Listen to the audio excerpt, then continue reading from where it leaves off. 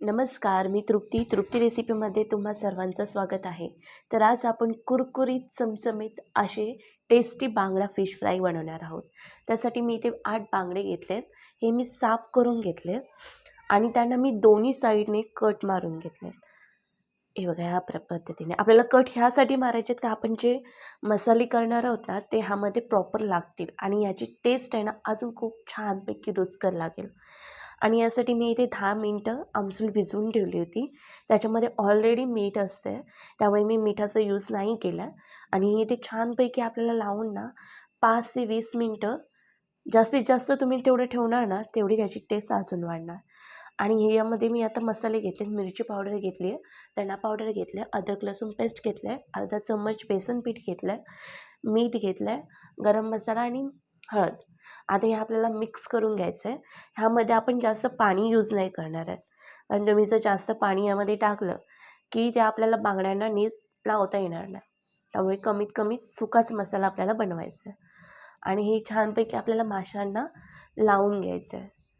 आपण जे कट मारलेत ना त्यामध्ये सुद्धा हा मसाला भरायचा आहे, कारण ह्याची चव जी आहे ना खूप भन्नाट लागते. त्यामुळे आपल्याला अशी पूर्ण प्रॉपर लावून घ्यायचं आहे पूर्ण माशांना. हे बघा अशा पद्धतीने मी सगळ्या माशांना लावून घेणार आहे.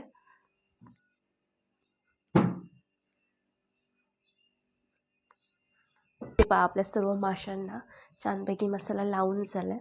आता इथे मी कोटिंगसाठी बारीक रवा घेतला आहे, 1 चमचा तांदळाचं पीठ घेतलं आहे, मिरची पावडर, हळद आणि मीठ घेतलं आहे. हे आपल्याला मिक्स करून घ्यायचं आहे.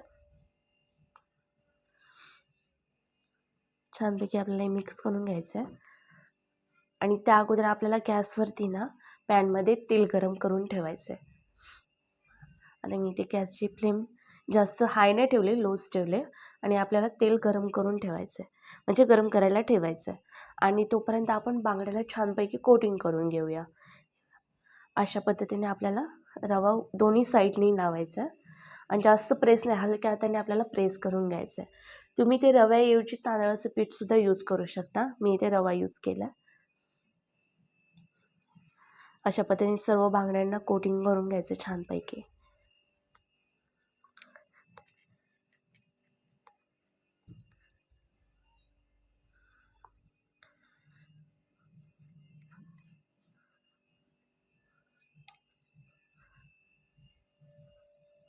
तेव्हा आपल्या सर्व बांगड्यांना कोटिंग करून झालं. आता गॅसची फ्लेम आपल्याला मीडियम ठेवायची आणि तेलसुद्धा जास्त कडकडवून नाही तापवायचं आपल्याला, एकदम थोडं नॉर्मल तापवायचं आहे. आता बघा मी मासा टाकते यामध्ये. हे बघा आपलं तेल जास्तसुद्धा तापलेलं नाही आहे आणि एकदम कमीसुद्धा नाही, मीडियम आहे. आणि अशा मीडियम लेवलवरतीच आपल्याला मासे फ्राय करून घ्यायचे.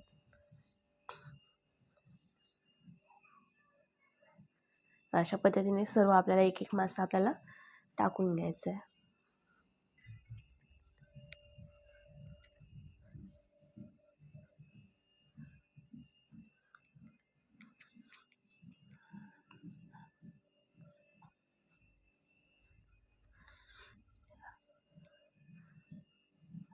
आपल्या बांगड्यांचा मस्तपैकी छान कलरसुद्धा बदलला आहे आणि आपल्याला दुसऱ्या साईडने त्याला आता फ्राय करून घ्यायचं आहे. एकदम सुटसुटीत आणि एकदम असे कुरकुरीत असे झालेले आहेत बांगडे. पार एका साईडने पूर्ण कुरकुरीत झाले, टणक कसे.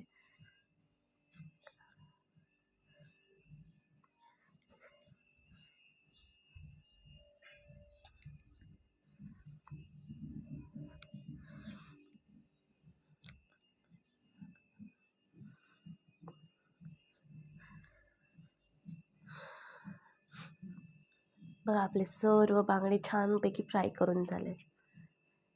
त्यांचा कलरसुद्धा खूप छान आला आहे.